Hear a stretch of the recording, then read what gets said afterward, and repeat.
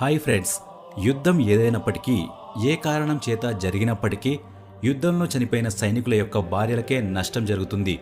Already మీకు తెలిసే ఉంటుంది, ధర్మానికి అధర్మానికి మధ్యలో జరిగిన మహాభారత యుద్ధంలో అనేక మంది సైనికులు కలిసి యుద్ధం చేయడం జరిగింది.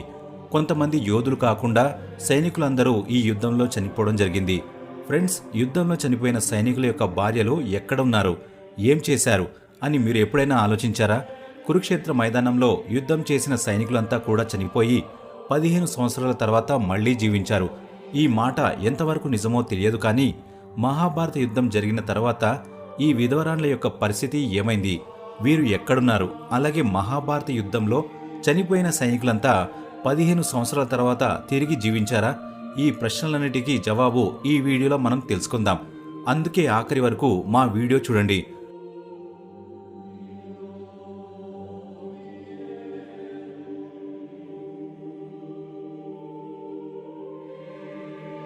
ఫ్రెండ్స్, మహాభారత యుద్ధం తర్వాత పాండవులు హస్తినాపురం యొక్క రాజుగా ధర్మరాజును అభిషేకించారు. ఆ తర్వాత ధర్మరాజు హస్తినాపురంను ధర్మాన్ని న్యాయాన్ని జరిగించే రాజుగా పరిపాలించాడు. ధర్మరాజు తల్లి అయిన కుంతీదేవి మరియు ధృతరాష్ట్రుడు గాంధారి వీరి యొక్క ఆశీర్వాదం తీసుకున్న తర్వాతనే రాజ్యం యొక్క పనులు మొదలుపెట్టేవాడు. ఈ రీతిగా అర్జునుడు, నకులుడు, సహదేవుడు, ద్రౌపది వీరందరూ కలిసి ధృతరాష్ట్రుడి గాంధారి యొక్క సేవలు చేసేవారు. అలాగే అర్జున, నకుల, సహదేవులు ప్రజల యొక్క యోగక్షేమాలు చూసేవారు. పాండవుల యొక్క పరిపాలనతో హస్తినాపురం యొక్క ప్రజలు ఎంతో క్షేమంగా సంతోషంగా ఉన్నారు. అయితే ఆ ప్రజలలో కొంతమంది స్త్రీలు సంతోషంగా లేరు. కారణం ఏంటంటే వారి భర్తలు యుద్ధంలో చనిపోయారు. యుద్ధంలో చనిపోయిన భర్తల విషయంలో విధవరాన్లైన ఈ స్త్రీలు ఎంతో బాధలో ఉన్నారు. కానీ ఆ స్త్రీలు రాజుకు ఏమాత్రం వారి బాధ గురించి తెలియనిచ్చేవారు కాదు. విధిగా సమయం గడిచిపోయింది. ధృతరాష్ట్రునికి, గాంధారికి వీరు పాండవులతో కలిసి ఉండి 15 సంవత్సరాలు గడిచింది. అయితే భీమునికి ధృతరాష్ట్రుని మీద కోపం ఉంది. అందుకే భీముడు ధృతరాష్ట్రుణ్ణి అనరాని మాటలు అంటూ ఉండేవాడు. ఒకరోజు ధృతరాష్ట్రుడు, గాంధారి ఉన్నప్పుడు భీముడు వారు వినకూడని బాధ కలిగించే మాటలు అంటాడు. ఆ మాటలతో ధృతరాష్ట్రుడు చాలా బాధపడతాడు. అయితే ధృతరాష్ట్రుడు మేము పాండవుల మధ్యన వారి సహాయంతో ఉండి చాలా సంవత్సరాలు గడిచింది అని అనుకుంటాడు. అలాగే భీముని మాటలు కూడా సహించే పరిస్థితుల్లో లేరు. అయితే ధృతరాష్ట్రుడు ఇక మేము అడవులలో ఆశ్రమంలో ఉండడం మేలని అనుకుంటాడు. ఈ విషయం ధృతరాష్ట్రుడు తన భార్య అయిన గాంధారికి వెళ్లి చెప్తాడు. ఈ విషయం విని గాంధారి కూడా తన భర్త అయిన ధృతరాష్ట్రునితో వెళ్లడానికి నిర్ణయం తీసుకుంటుంది. ఈ విషయం సంజయ్కి తెలిసి సంజయ్ కూడా వారితో వెళ్లడానికి నిర్ణయించుకుంటాడు. అప్పుడు ధృతరాష్ట్రుడు ధర్మరాజును పిలిచి ఈ విషయం చెప్తాడు. ముందు ధర్మరాజు కూడా చాలా బాధ అనిపిస్తుంది. తరువాత వేదవ్యాసుడు చెప్పిన మాటను బట్టి ధర్మరాజు ఒప్పుకుంటాడు.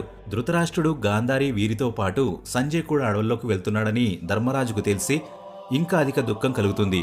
ధృతరాష్ట్రుడు ధర్మరాజుకు వచ్చే కార్తీక మాసం పౌర్ణమి రోజు మేము వనవాసం వెళ్తామని చెప్తాడు. ధృతరాష్ట్రుడు తన అవసరాల కొరకు ధర్మరాజును కొంత ధనం అడుగుతాడు. అయితే భీముడు ఇవ్వడానికి అంగీకరించాడు. కాని ధర్మరాజు ధృతరాష్ట్రునికి తన అవసరాలకు కావలసినవన్నీ ఇచ్చి సంపూర్తి చేసి గాంధారితో పాటు సంజయ్ కలిసి వనవాసం వెళ్తున్నప్పుడు కుంతీదేవి కూడా వారితో పాటు వనవాసం వెళ్లడానికి నిర్ణయించుకుంటుంది. పాండవులు వనవాసం వెళ్లొద్దని కుంతీదేవికి ఎంత చెప్పినప్పటికీ ధృతరాష్ట్రుడు గాంధారితో కలిసి వనవాసం వెళ్లడానికి నిర్ణయించుకుంటుంది. వనవాసం వెళ్లిన తర్వాత ధృతరాష్ట్రుడు, గాంధారి, కుంతీదేవి వీరు గంగానది ఒడ్డున మొదటి రాత్రి బస చేశారు. కొన్ని రోజుల తర్వాత ధృతరాష్ట్రుడు, గాంధారీదేవి సంజయ్తో పాటు కురుక్షేత్రానికి వస్తారు. ఇక్కడికి వచ్చిన తరువాత వేదవ్యాస మహర్షి దగ్గర వనవాస దీక్ష తీసుకుని మహర్షి సతీయూప ఆశ్రమంలో ఉండడం మొదలుపెట్టారు. అప్పుడు ధృతరాష్ట్రుడు ఘోర తపస్సులో లీనమైతాడు. ధృతరాష్ట్రుడు తన శరీరం ఆరిపోయేంతగా ఘోర తపస్సు చేయడం మొదలుపెట్టాడు. తల మీద ఋషుల మాదిరిగా జటా కూడా వచ్చింది. గాంధారి మరియు కుంతీదేవి కూడా తపస్సులో లీనమయ్యారు. సంజయ్ మరియు విదురుడు వీరిని చూసుకునేవారు. ఇలా ధృతరాష్ట్రునికి, కుంతీదేవికి వనవాసంలో ఉండి 1 సంవత్సరం గడిచిపోతుంది. పాండవులలో చిన్నవాడైన సహదేవునికి వనవాసంలో ఉన్న మన పితృలు ఎలా ఉన్నారు చూడాలనే ఆలోచన వస్తుంది. ఈ ఆలోచనను తన సహోదరులైన మిగతా పాండవులకు చెప్తాడు. అప్పుడు ధర్మరాజు పూర్వీకులైన పెద్దలు మహారాజైన ధృతరాష్ట్రుని, తల్లి గాంధారిని, మా తల్లి అయిన కుంతీదేవిని చూడడానికి అడవికి వెళ్లవలసి ఉన్నదని తన సేనాధిపతులను పిలిపించి అంతా సిద్ధం చేయమని చెప్తాడు. ఈ 5గురు పాండవులు వారి కుటుంబంతో కలిసి వారిని చూడ్డానికి అడవికి బయలుదేరారు. వీరితో పాటు మహారాజైన ధృతరాష్ట్రుని చూడ్డానికి కొంతమంది హస్తినాపురం ప్రజలు కూడా వెళ్లారు. ఇందులో కురుక్షేత్ర యుద్ధంలో చనిపోయిన సైనికుల యొక్క భార్యలు అంటే విధవరాళ్ళు కూడా ఉన్నారు. వీరంతా నడుస్తూ నడుస్తూ వారున్న చోటికి వచ్చారు. ఇప్పుడు ధర్మరాజు తన పితరులైన ధృతరాష్ట్రుని, కుంతిని, గాంధారిని చూసి చాలా సంతోషిస్తారు. కానీ వారు మునుల వలె ఉండడం వారికి బాధ కలుగుతుంది. అలాగే ధృతరాష్ట్రునికి, కుంతి మాతకి, గాంధారికి తన కుమారులైన పాండవులను, హస్తినాపురం ప్రజలను చూసి ఎంతో సంతోషిస్తారు. అక్కడ విదురుడు ధర్మరాజుకు కనబడలేదు. అప్పుడు ధర్మరాజు ధృతరాష్ట్రునితో విదురుడు కనబడడం లేదని అడుగుతాడు. అప్పుడు ధృతరాష్ట్రుడు ధర్మరాజుతో ఆయన అడవిలో ఘోర తపస్సు చేస్తున్నాడని చెప్పాడు. అప్పుడే విదురుడు ఆశ్రమం వైపు వస్తున్నట్టు ధర్మరాజుకు కనబడతాడు. ఇంతమందిని ఆశ్రమంలో చూసి విదురుడు వెనక్కి వెళ్ళిపోతాడు. ధర్మరాజు విదురుణ్ణి చూసి ఆయన వెనకాల వెళ్తాడు. అక్కడే విదురుడు ఒక చెట్టు కింద ఉన్నట్టు ధర్మరాజు చూస్తాడు. ఎప్పుడైతే ధర్మరాజు విదురుణ్ణి చూసి ధర్మరాజు విదురుని వైపు వెళ్ళినప్పుడు విదురుని యొక్క ప్రాణము అతని శరీరం నుండి బయటకు వచ్చి ధర్మరాజులో ప్రవేశిస్తుంది. అప్పుడు ధర్మరాజు విదురుని యొక్క శరీరంలో ప్రాణం లేదని గ్రహించి ఆ శరీరంను దహన సంస్కారాలు చేయాలని అనుకుంటాడు. అప్పుడు ఆకాశవాణి విదురుడు సన్యాసి ధర్మమును వెంబడించినాడు కనుక అతని యొక్క శరీరంనకు దహన సంస్కారాలు చేయడం ఉచితం కాదని చెప్తుంది. ఈ విషయం ధర్మరాజు వచ్చి ధృతరాష్ట్రునికి చెప్తాడు. ధర్మరాజు యొక్క మాటలు విన్న అక్కడున్న వారందరికీ ఆశ్చర్యం కలుగుతుంది. ధర్మరాజు అలాగే తనతో ఉన్న ప్రజలంతా కూడా ఆ రాత్రంతా అక్కడ గడుపుతారు. రెండో రోజు ధృతరాష్ట్రుని ఆశ్రమానికి మహారుషి వేదవ్యాసుడు వస్తాడు. అప్పుడు ధర్మరాజు మహర్షి అయిన వేదవ్యాసునికి విదురుడు తన ప్రాణమును వదిలివెళ్లిన విషయం గురించి వివరించి చెప్తాడు. యమధర్మరాజు విదురుని రూపంలో ఉన్నాడు అని ధర్మరాజుకి మహర్షి వేదవ్యాసుడు చెప్పాడు. విదురుడు ధర్మరాజులో ఒక భాగం కాబట్టి విదురుని యొక్క ప్రాణము ధర్మరాజులో లీనమైంది. ఇక అందరినీ కలిసిన వేదవ్యాసుడు అక్కడి నుండి వెనుతిరిగాడు. ఇన్ని సంవత్సరాల తర్వాత కూడా యుద్ధంలో చనిపోయిన తన బంధువులు, తన వారందరి గురించి వారు ఎంతో దుఃఖంలో ఉన్నారు. ఇది చూసిన మహారుషి వేదవ్యాసుడు ధృతరాష్ట్రునితోనూ, గాంధారితో, కుంతీదేవితో, నేనిప్పుడు మీరు చేసిన తపస్సుకు ఫలితం చూపెడతాను, మీకు ఏం కావాలో కోరుకోమని అంటాడు. గాంధారి, కుంతీదేవి యుద్ధంలో చనిపోయిన తన కుమారుడైన కర్ణుడిని చూడాలని అంటుంది. అలాగే హస్తినాపుర ప్రజలు కూడా మా వారిని చూడాలని అంటారు. అలాగే అవుతుంది అని యుద్ధంలో చనిపోయిన మీ వాళ్ళందరినీ ఈ రాత్రి గంగా నది ఒడ్డున మీరు చూస్తారని చెప్పాడు. ఈ మాట చెప్పి మహారుషి వేదవ్యాసుడు జనులందరినీ గంగానది ఒడ్డుకు వెళ్లమని చెప్తాడు. అప్పుడు జనులందరూ ఆ రాత్రి కోసం ఎదురుచూస్తూ ఉన్నారు. రాత్రి కాగానే మహర్షి వేదవ్యాసుడు గంగానదిలో దిగి తన తపస్సు శక్తితో యుద్ధంలో చనిపోయిన వారందరినీ తిరిగి పిలుస్తాడు. కొద్దిసేపటికి భీష్ముడు, ద్రోణాచార్యుడు, కర్ణుడు, దుర్యోధనుడు, దుశ్శాసనుడు, అభిమన్యుడు, ధృతరాష్ట్రుని యొక్క కుమారులందరూ, ఘటోత్కచుడు, కుంతీదేవి యొక్క 5 కుమారులు దుష్టదిముడు, శకునుడు, శిఖండి, మహాభారత యుద్ధంలో చనిపోయిన యుద్ధవీరులందరూ ఆ గంగానదిలోనే ఉన్నారన్నట్టుగా గంగానది నుండి బయటకు వస్తారు. వారిని చూసినప్పుడు వారిలో ఎలాంటి కోపము, ద్వేషము లేదు. యుద్ధంలో చనిపోయిన వారందరినీ చూసి హస్తినాపుర ప్రజలందరూ ఎంతో సంతోషిస్తారు. అలాగే మహర్షి వేదవ్యాసుడు ధృతరాష్ట్రునికి, గాంధారికి, కుంతీదేవికి దివ్య దృష్టి కలుగజేస్తాడు. అప్పుడు అందరూ వారి వారి జనులందరినీ చూసి వారితో మాట్లాడతారు. అప్పుడు వారు జనులందరూ మృత్యులోకంలో నుండి విముక్తి పొంది అన్యలోకంలో సంతోషంతో ఉన్నారని గ్రహించారు. ఆ రాత్రంతా కూడా వారి వారి జనులతో గడిపారు. అప్పుడు వారు దుఃఖం నుండి విముక్తి పొందారు. ఈ కలయిక ఒక రాత్రి వరకే కాబట్టి సూర్యోదయం కాకముందే మహర్షి వేదవ్యాసుడు చెప్పిన ప్రకారం వారంతా కూడా తిరిగి నదిలో లీనం కావడం జరిగింది. హస్తినాపురం విధవరాళ్ళు తమ భర్తలు తిరిగి వెళ్లడం చూసి ఎంతో బాధపడతారు. ఇది చూసి మహర్షి వేదవ్యాసుడు ఇలా అంటాడు. ఏ స్త్రీలైతే యుద్ధంలో చనిపోయిన తమ భర్తలతో పాటు వెళ్లాలనుకుంటున్నారో వారు ఈ గంగానదిలో వారి ప్రాణత్యాగం చేసుకోవచ్చని చెప్తాడు. వెంటనే ఎవరైతే వారి భర్తలను ప్రేమించారో వారందరూ నదిలో మునిగి వారి ప్రాణత్యాగం చేస్తారు. అలా వారు కూడా అన్యలోకానికి వెళ్లిపోతారు. అయితే ఫ్రెండ్స్, మహర్షి వేదవ్యాసుని ద్వారా యుద్ధంలో చనిపోయిన సైనికులందరినీ 15 సంవత్సరాల తర్వాత ఆ విధవ స్త్రీలందరికీ తమ భర్తలను చూసి వారితో పాటు వారి లోకమునకు వెళ్లడానికి వీలు కలిగింది. సో ఫ్రెండ్స్, ఇది మహాభారతంలోని కొంత సమాచారం. ఈ సమాచారం మీకు నచ్చినట్లయితే మా వీడియోని లైక్ చేయండి, షేర్ చేయండి, మా ఛానల్ను సబ్స్క్రైబ్ చేసుకోండి. ఫ్రెండ్స్, మహాభారతం ప్రపంచంలోని అత్యంత ప్రసిద్ధ మరియు చారిత్రక గ్రంథాలలో ఒకటి. హిందూ మతానికి సంబంధించిన గ్రంథంలో అనేక కథలు ఉన్నాయి. ఇప్పటికీ అందులో ప్రజలకు తెలియని ఎన్నో రహస్యాలు ఉన్నాయి. ద్రౌపది కథ కూడా కొంచెం అలాంటిదే. మహాభారతం చదివినా లేదా చూసిన వారికి ద్రౌపది కూడా తెలిసే ఉంటుంది. ద్రౌపది తన గౌరవ మర్యాదల కోసం కౌరవుల రక్తంతో కురుక్షేత్ర దాహాన్ని తీర్చిన మహిళ. అయితే ద్రౌపది యొక్క కొన్ని రహస్యాలు మహాభారత కాలం నుండి ప్రపంచానికి తెలియనీయకుండా దాచి ఉంచారు. ఈరోజు మనం ద్రౌపది యొక్క అవే రహస్యాల గురించి మాట్లాడుకుందాం. నెంబర్ 1, ద్రౌపది ఎందుకు జన్మించింది? మహాభారత కథ ప్రకారం ద్రౌపది పుట్టకముందు ద్రౌపది తండ్రి ద్రుపదుడు మరియు గురువు ద్రోణాచార్యుల మధ్య తీవ్రమైన శత్రుత్వం ఉండేదని, వారి మధ్య యుద్ధం కూడా జరిగిందని చెబుతారు. ఇందులో ద్రోణాచార్యుడు తన శిష్యుడైన అర్జునుని చేత ద్రుపదుడిని ఓడించేలా చేశాడు. అయితే రాజ్య సరిహద్దు విషయంలో ద్రుపదుడికి మరియు ద్రోణాచార్యుల మధ్య వివాదం జరిగిందని, ఇందులో అర్జునుడు గురు ద్రోణాచార్య తరఫున పోరాడి ద్రుపదుడి రాజ్యంలో సగం భాగాన్ని స్వాధీనం చేసుకున్నాడని చెబుతారు. అర్జునుడి చేతిలో ఓడిపోయిన తరువాత ద్రుపదుడు అవమానాన్ని భరించలేక గురు ద్రోణాచార్య గురించి యజ్ఞాన్ని చేశాడు. ఆ అగ్ని నుండి ద్రుపదుడు దృష్టద్యుమ్నుడు అనే కొడుకుని పొందాడు. దానితో పాటు కమల నేత్రాల వంటి ఒక అందమైన అమ్మాయిని కూడా పొందాడు. ఆమెకి ద్రౌపది అని పేరు పెట్టాడు. యాగాగ్ని నుండి ద్రౌపది కనిపించిన తరువాత ఆర్యవర్తం అంతటా ధర్మాన్ని పునరుద్ధరించడానికి మాత్రమే ద్రౌపది జన్మించిందని ఆకాశవాణి చెప్పింది. ద్రౌపది 5 పురుషులను ఎందుకు వివాహం చేసుకోవాల్సి వచ్చింది?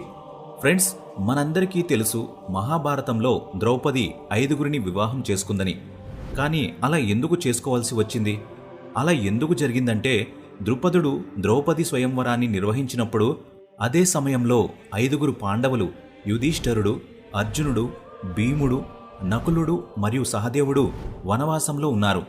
5 పాండవులు తమ తల్లి కుంతి కోసం ఆహారం వెతుకుతున్నప్పుడు వారు ఒక రాజభవనంలో తమ ముందు ఒక అందమైన స్త్రీ అంటే ద్రౌపది యొక్క స్వయంవరం జరగడం చూశారు.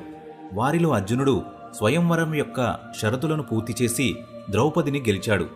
అప్పుడు అర్జునుడు తన 4 సోదరులతో కలిసి ద్రౌపదిని తన తల్లి కుంతి వద్దకు తీసుకెళ్లాడు. తల్లి వద్దకు చేరుకున్నాక, మాత, ఒకసారి చూడండి, మేము మీకోసం ఈరోజు ఒక బహుమానం తీసుకొచ్చామని అన్నారు. అప్పుడు కుంతి వాళ్ళు తెచ్చినది ఏంటో కూడా వెనుతిరిగి కూడా చూడకుండా, మీరు ఏది తెచ్చినా మీ మధ్య సమానంగా పంచుకోండి అని చెప్పింది. ఇది విన్న పాండవ సోదరులందరూ చాలా ఆశ్చర్యపోయారు. అయితే ఆ తర్వాత అందరూ తమ తల్లి ఆజ్ఞను పాటించి ద్రౌపదిని వివాహం చేసుకున్నారు. నెంబర్ 3, ద్రౌపది వివాహ సమయంలో పెట్టిన షరతులు. 5 పాండవుల తల్లి అయిన కుంతి ద్రౌపదిని వివాహం చేసుకోమని అందరినీ అడిగినప్పుడు ముందు ఆ వివాహానికి ద్రౌపది అంగీకరించలేదు.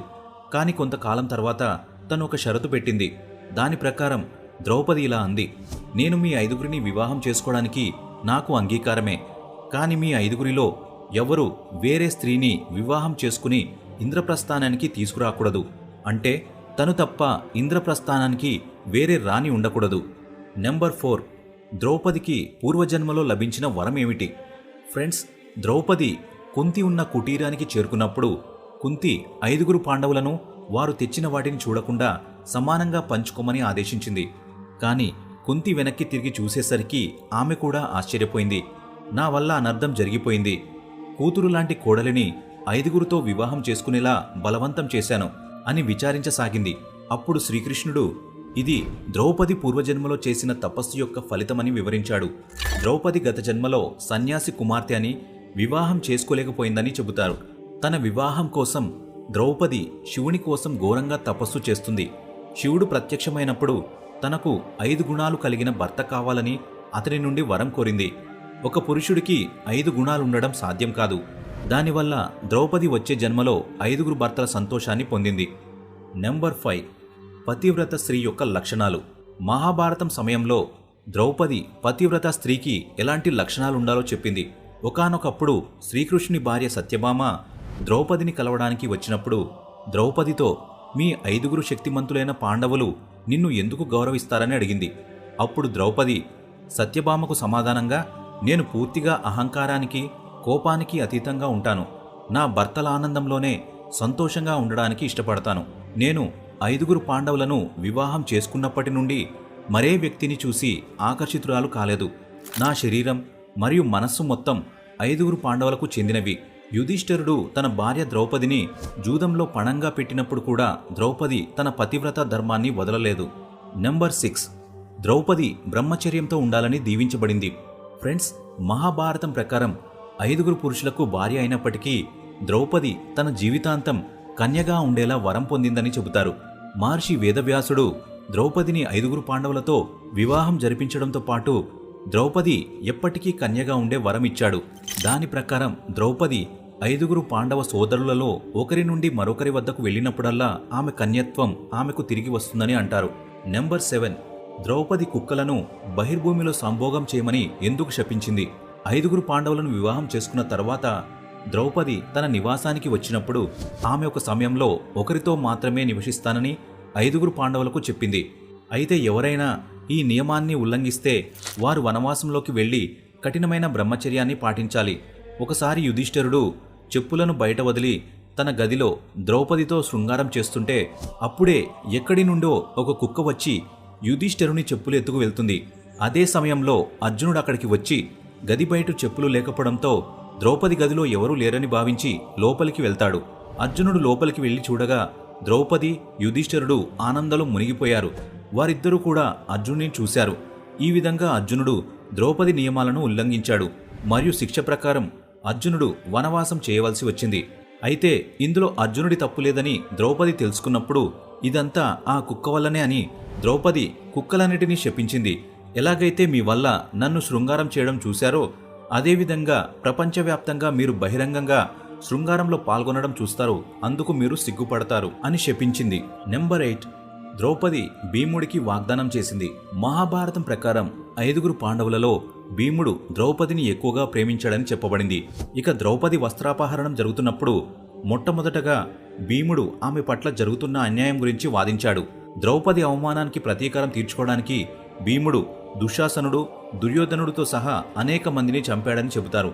దానివల్ల ద్రౌపదికి కూడా కాలక్రమేణా భీమునితో చాలా అనుబంధం ఏర్పడింది. 5 పాండవులు ద్రౌపదితో కలిసి స్వర్గ ప్రయాణంలో హిమాలయాలకు వెళ్తుండగా అకస్మాత్తుగా ద్రౌపది కాలు జారి లోయలో పడిపోతూ చనిపోయే ముందు భీముడికి వాగ్దానం చేస్తుంది. ఒకవేళ వచ్చే జన్మలో భర్తను పొందే అదృష్టం ఉంటే అప్పుడు నిన్నే నా భర్తగా కావాలని కోరుకుంటాను అని అంటుంది. నెంబర్ 9. ద్రౌపది స్వర్గానికి ఎందుకు వెళ్లలేకపోయింది? ద్రౌపది స్వర్గ ప్రయాణంలో లోయలో పడి మరణించినప్పుడు భీముడు తన అన్నయ్య యుధిష్ఠిరుడితో ఇలా అంటాడు, ద్రౌపది తన జీవితంలో ఏ పాపం చేయలేదు, అలాంటప్పుడు మనతో పాటు స్వర్గానికి ఎందుకు రాలేకపోయింది? దానికి సమాధానంగా యుధిష్ఠిరుడు భీమునితో 5 సోదరులలో ద్రౌపది అర్జునుడిని ఎక్కువగా ప్రేమిస్తుందని, ఆ విషయం ఆమె మనందరి దగ్గర దాచిపెట్టిందని, ఈ కారణంగానే ద్రౌపది స్వర్గానికి వెళ్లలేకపోయిందని చెప్పాడు. నెంబర్ 10. ద్రౌపది కర్ణుడిపై ప్రేమరహస్యాన్ని దాచిపెట్టింది. ద్రౌపది 12 సంవత్సరాల వనవాసం చేస్తున్నప్పుడు 5 పాండవులతో కలిసి ఒక అడవి గుండా వెళ్తున్నప్పుడు అక్కడ వారు ఒక నేరేడు చెట్టును చూశారు. ఆ చెట్టులో ఒక నేరేడు పళ్లగుత్తి వేలాడుతోంది. పళ్లగుత్తిని చూసిన ద్రౌపది దానిని తెంచింది. అప్పుడు శ్రీకృష్ణుడు అక్కడ ప్రత్యక్షమై ఒక సన్యాసి తన 12 సంవత్సరాల ఉపవాసాన్ని అదే నేరేడు పళ్లగుత్తి ద్వారా విరమించబోతున్నాడని, ఇప్పుడు మీరు ఆ సన్యాసి శాపానికి గురవుతారని ద్రౌపదితో చెప్పాడు. అలాగే శ్రీకృష్ణుడు ఆ చెట్టు కిందకు వెళ్లి అందరికీ తెలియకుండా దాచిపెట్టిన మీ జీవిత సత్యాన్ని చెబితే ఆ పళ్ళు తిరిగి ఆ చెట్టుపై వస్తాయని చెప్పాడు. 5 పాండవులు ఒక్కొక్కరుగా నిజాలు మాట్లాడిన తర్వాత ద్రౌపది వంతు వచ్చినప్పుడు ఆమె శ్రీకృష్ణుడికి చెప్పింది, నా 5 భర్తలు నాకు ఇంద్రియాల లాంటి వారని, అయితే ఇంత చదువుకున్నప్పటికీ నా భర్తలు నా వల్ల ఎన్ని కష్టాలు పడాల్సి వచ్చిందో వింటున్నప్పుడు చెట్టు మీద పళ్ళు తిరిగి కాయలేదు. ఇప్పుడు కూడా నీవు ఏదో దాచిపెడుతున్నావని శ్రీకృష్ణుడు ద్రౌపదితో అంటాడు. అప్పుడు ద్రౌపది 5 పాండవుల ముందు మరియు శ్రీకృష్ణుడి ముందు ఇలా చెప్పింది, నాకు 5 పాండవులతో వివాహం కాకముందు ఒక వ్యక్తిని ఈ 5 పాండవుల కంటే ఎక్కువగా ప్రేమించాను. ఆయన మరెవరో కాదు, కర్ణుడు. సూతపుత్రుడనే కారణం చేత నేను అతనిని పెళ్లి చేసుకోలేదు. ద్రౌపది చెప్పిన ఈ మాటలు విని 5 పాండవులు చాలా ఆశ్చర్యపోయారు. శ్రీకృష్ణుని వాగ్దానం ప్రకారం నేరేడు పళ్ళు తిరిగి వచ్చాయి. ఫ్రెండ్స్, ఈ వీడియో చూడకముందు ఈ విషయాలన్నీ మీకు ముందుగా తెలుసా లేదన్న విషయం కామెంట్ ద్వారా మాకు తెలియచేయండి. వీడియో నచ్చితే లైక్ చేసి మీ ఫ్రెండ్స్కి షేర్ చేయండి. మొదటిసారి మా ఛానల్ని విజిట్ చేసినట్లయితే తప్పకుండా సబ్స్క్రైబ్ చేసుకుని నోటిఫికేషన్స్ కోసం బెల్ ఐకాన్ని ప్రెస్ చేయండి. Thanks for watching.